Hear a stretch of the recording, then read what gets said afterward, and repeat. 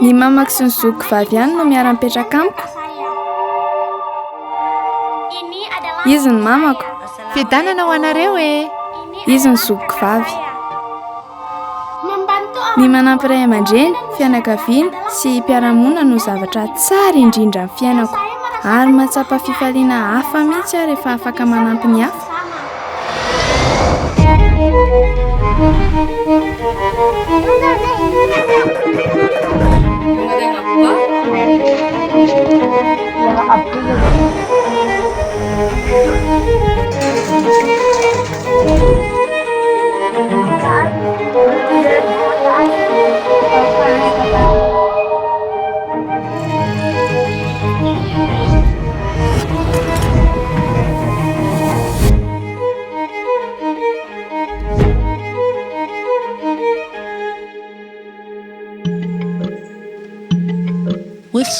Ny fikatoana an-tsekoly erak'izao tontolo izao dia niova tokoa ny fiainan'ny tovovavy toa ny fiko tao anatin'ny tena faratapon'ny fianaky ny valanaretina COVID-19 mahery ny 700 tapitrisa ireo tovovavy no tsy afaka nianatra an-tsekoly intsony. Noho izany dia voatery izy ireo nanova ny fahazarana.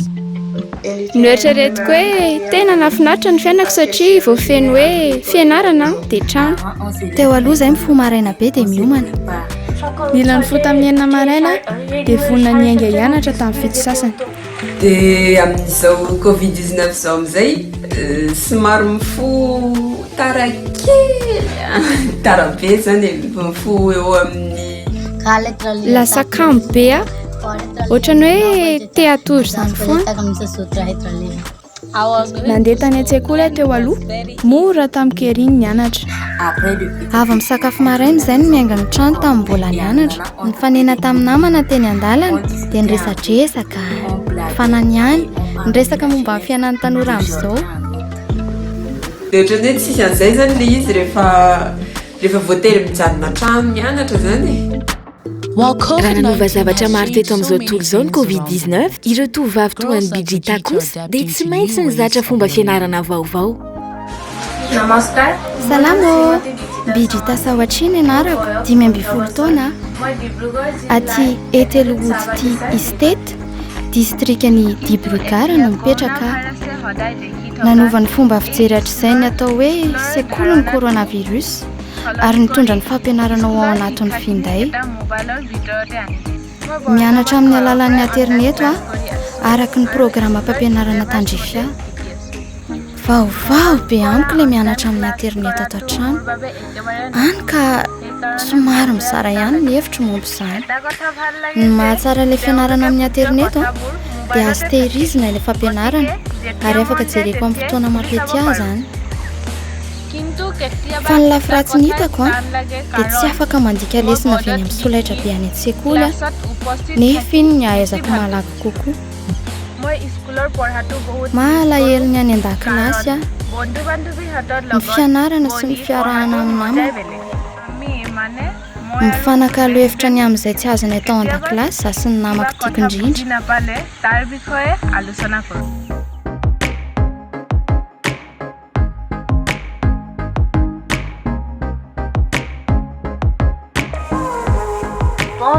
Salamo, adiara taona anarako. 12 taona, avy aty Malia, avy amin'ny faritra Sikaso.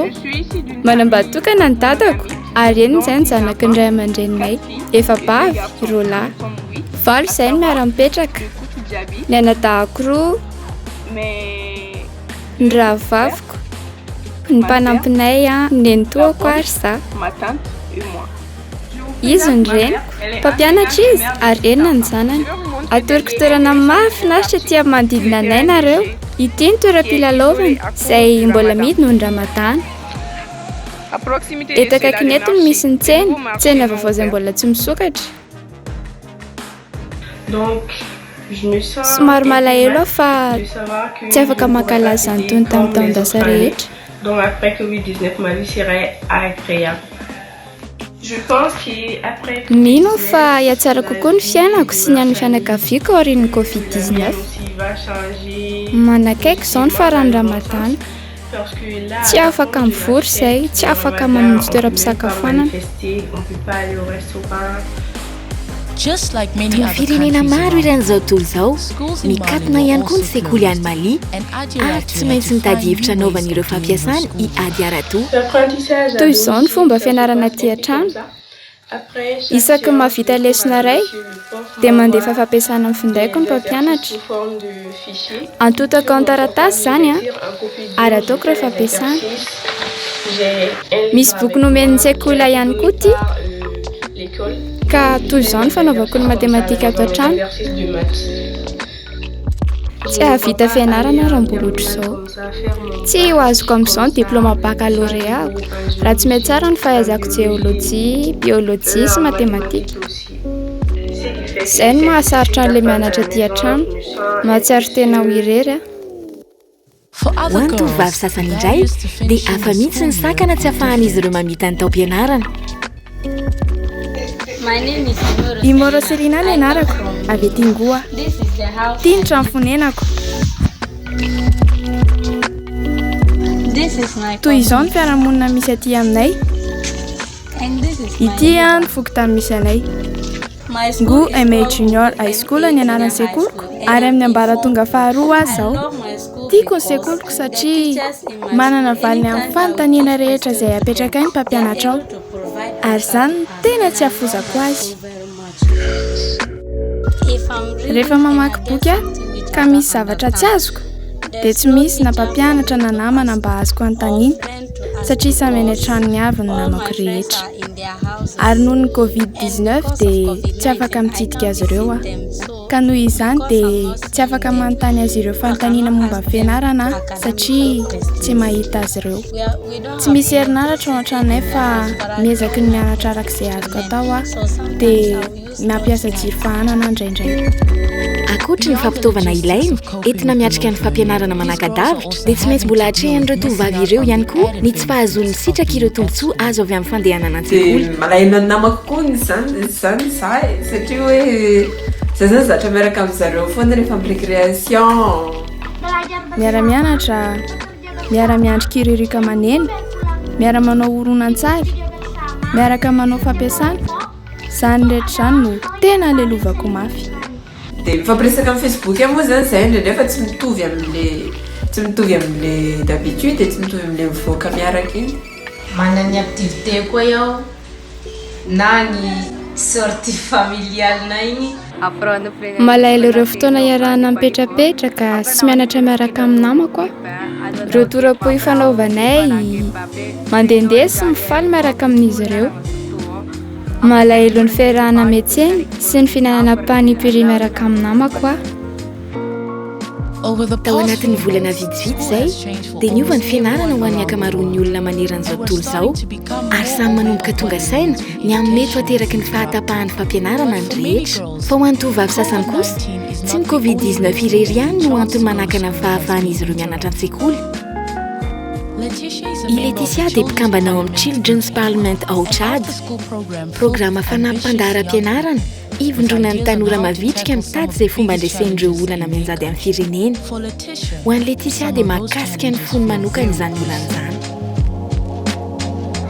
Misy namako iray izay na olana mpampianatra azy. Nanana olana tamin'ny fanarahana ny taranjana ampianariny mpampianatra io ilay namako.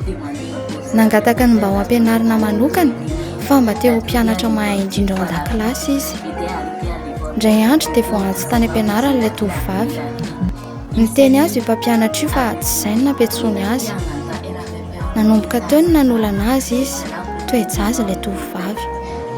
Natao ohatry ny tantara izany tamin'ny ray aman-dreniny izy ary nanana olana be izy vokatra izany. Nifohanan'ireo ray aman-dreniny avokoa ny zony. Tsy nahazo nivoaka ny trano toy ny taloha intsony izy.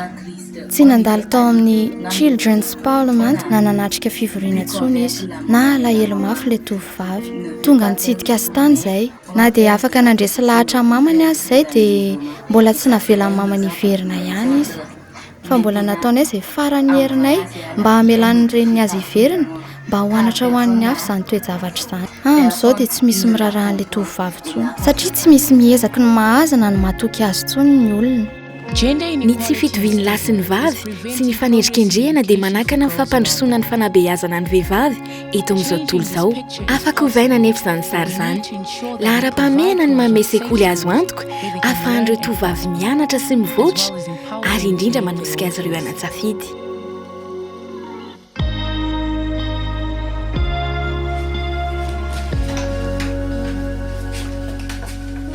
Salame ny anara-piantsa feno 17 taona amin'ity volana ity sarery ny zanako mamanay dia izy irery koa nitaizany rehetra n'izay 17 taona izay fa azo lazaina fa manana reny faharoa kosa ninika no iantsonay azy hatramin'izay mbola kely moa zany dia izy no mikarakara rehefa mamanay vao teny mandeha lavitra no ny asany dia feno 17 taona nipetrahako teto Lagnaro koa satria za moa teraka teto fa ny fianakaviako fotsiny no avy any Antananarivo daholo dia tena ohatrany hoe lasa hoe kolotsaina zany tafiditra anaty kolotsaina malagasy hoe ny vehivavy dia natao hanambady hiteraka sy hikarakara tokantrano hony dia mahatonga dia ino moa zany le ohatrany hoe atao ambonimbony kokoa zany ny fampianarana ny lehilahy satria izy no hoe loha-mpianakaviana zany nefa maro zao vehivavy loha-mpianakaviana amin'izao fotoana izao maro vehivavy loha-mpianakaviana tsy misy raha miaraka aminazy ihany dia nefa hainy tsara mitatana anazy exemple tena tiako aloha zany dia mamanay izy foana nikarakara zany hatramin'ny nahaterako tsy teo zany izay tsy fampianarana zazavavy izay indrindrindra ty amin'ny faritra aty misy vehivavy iray fantatro izay ataontsika hoe saina ny anarana nanana zoky 3 mirahalahy 4 menadasany zareo zanaky ny ray aman-dreniny dia isana nefa nijanona nianatra 7e hoe avy nanala CP zany izy dia nijanona sy ny fianarana tsony zany nefa na tena marina tsy afaka CP akoriny izy dia nijanona ao trano ao zany izy mikarakara trano miaraka mamany ao nefa ny zokiny 3 mirahalahy no fianarana daholo misy ary zao efa tafavoaka université misy voahiditra misy mbola ao anatin'le fianarana amin'ny université ao dia problème le izy amin'izay nefa ny tsy nanana fampianarana mihitsy izy na any ampianarana na avy amin'ny ray aman-dreniny dia feno 40 taona amin'izay izy no tao trano tao bevokaka izy amin'izay dia teraka amin'izay izy vavikely indray ny zanany dia zao ohatrany hoe matahotra hoe ho ataony amin'ilay zanany vavy koa ve ilay zavatra nataony ray aman-dreniny taminy hoe rehefa vehivavy zany dia tsy maninana dia tsy mianatra hoe tsy manao fianarana ambonimbony zany fa mijanona ao trano mikarakara trano miaraka amin'ny mama manao ohatr'izay sa mba ho tonga saina amin'izay zany izy hoe tsy nety ny zavatra natao zany mila misy mampianatra zany hoe le izy zany ohatrany hoe cercle miverimberina zany raha hiaro ny finiavana ny fikasana sy ny hoavin'ireo tovavy ireo isika dia mila miara-miasa nefa sao ny fiainoana azy ireo ny dingana voalohany amin'izany mila ray aman-dre mihitsy zany ny resahana an'izay hoe omeo sehatra mitovy ny lehilahy sy ny vehivavy ny zanakareo lahy sy ny zanakareo vavy ny fanjakana ihany koa dia tokony hanome fahafahana ny tovovavy hivelatra ao amin'ny fiarahamonina atao ny vehivavy alefaso izy ireo hianatra any an-tsekoly ahafahan'izy ireo manorina fiainana tsara kokoa sy mahomby hoy ny fitenenana hoe ny manabe ny vehivavy dia toy ny manabe ny firenena manontolo